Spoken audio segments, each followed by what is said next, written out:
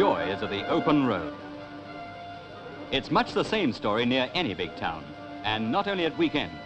With 500,000 new cars appearing every year, there are times when Britain looks like becoming one vast traffic jam. Why, you even get cars using the roads without drivers. Ever tried to pass one of these chaps on a narrow road?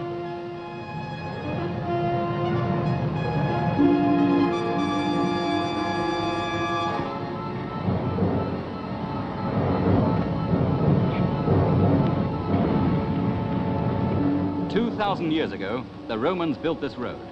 Today, it's part of A5, but it's still known as Watling Street. And it's still not wide enough. Look what happens when you get to St. Albans on your way north from London.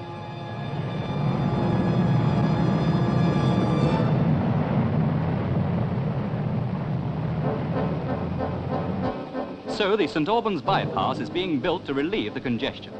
And this bypass will be linked with a new road stretching from Luton to Rugby, the first half of the London to Yorkshire motorway. This is one of the biggest of Britain's new road building schemes. 55 miles long, it will be completed in the record time of 19 months. The world's most up-to-date road building machinery and a labour force of 4,000 men are engaged on this huge operation. The work is controlled by radio through 7 shortwave stations.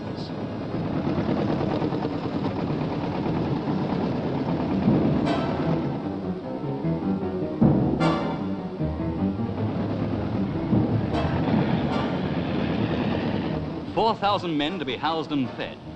There are canteens every 2 miles along the stretch, and mobile canteens as well. We may be slow starters, but once we start, we move.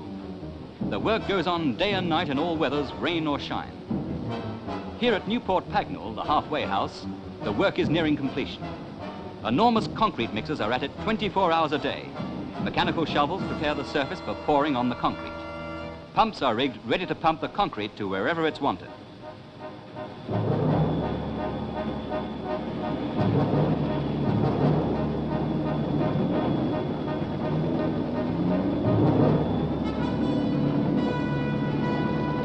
Bridging is a vital factor.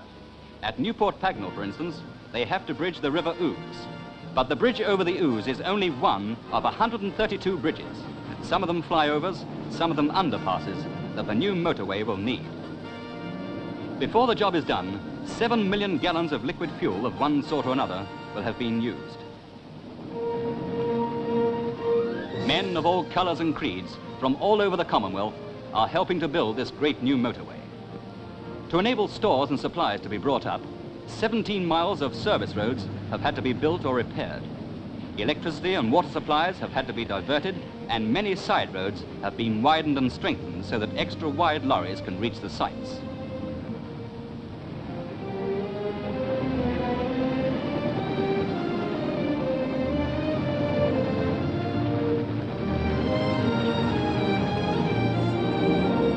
Keeping track of what's happening can best be done from the air. By helicopter, checks can be made all along the route in a matter of hours.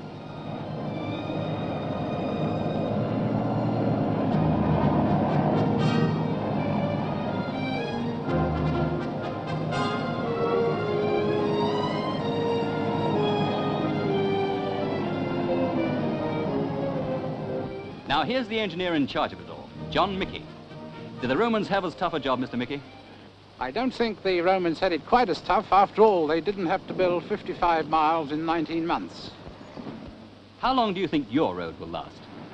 Well, many, many years. More years than probably I shall be on this earth. Here is Britain's first motorway, the Preston Bypass, which cost £4 million. It's the shape of things to come all over the country. Motor roads which will be confined to high-speed motor traffic with drivers subject to special rules laid down in the motorway code. But there are other kinds of work going on to get the traffic moving.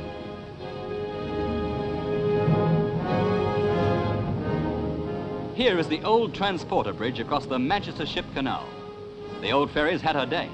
She can't cope with the volume of traffic now. So a new bridge from Runcorn in Cheshire to Widnes in Lancashire is being built to replace the old transporter. It will have the largest arch span in Britain and will cost £2 million. It will bridge both the Ship Canal and the River Mersey. Over here on the Runcorn side, the supporting pillars have been built right in the midst of the houses, and the bridge itself will fly over the roads and the chimney pots.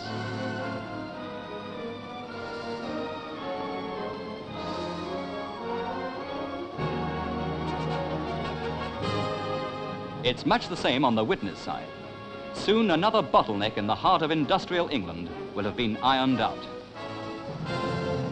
Congestion slows traffic in some towns to no more than 8 miles an hour. All sorts of loads go by road, even the church steeple. But it's not only on the highways that the planners are busy. For instance, here at Marble Arch, one of London's bottlenecks, a vast new scheme is projected.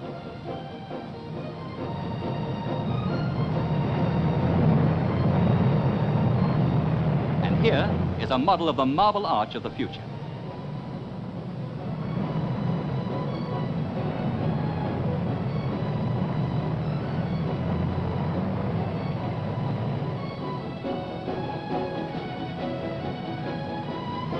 Hyde Park Corner has long been a black spot for traffic congestion in London, and nothing less than a complete replanning of the whole area will solve the problem.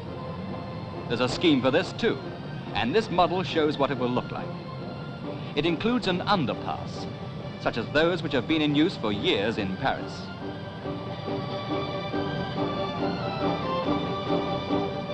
Here's a London bottleneck where work is well underway. It's the Elephant and Castle, gateway to the south and southeast of England, where the tavern which gave the area its name has had to make way for the roadway. One of the most spectacular of the new roadworks is the Chiswick flyover, which will carry traffic from the heart of London straight onto the Great West Road and speed up the journey to London Airport.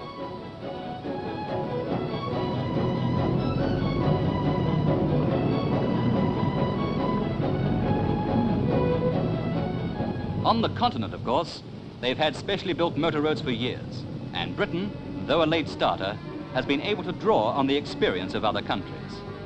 But the Roads Campaign Council wants to see the problem in Britain tackled with considerably greater vigour.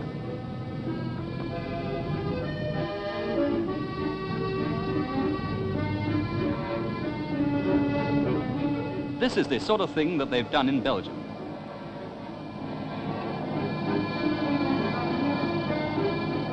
In Britain, we don't have to provide only for our own road users.